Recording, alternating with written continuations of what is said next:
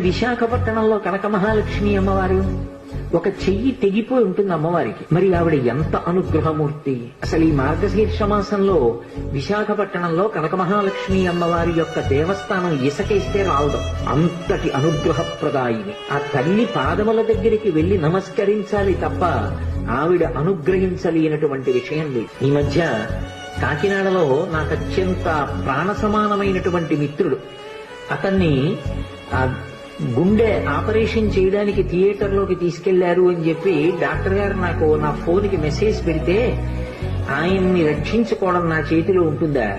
ఆ పరదేవత రక్షించాలి. పసుపు నీళ్లతో కనక మహాలక్ష్మి అమ్మవారికి అభిషేకం చేసే ఆ సమయంలో తిరిగి వచ్చాను, శుభవార్త విన్నాను. ఆ తల్లి గొప్ప అనుగ్రహప్రదాయిని. ఆ తల్లి ఏమివ్వలేదు, ఏదైనా ఇస్తుంది.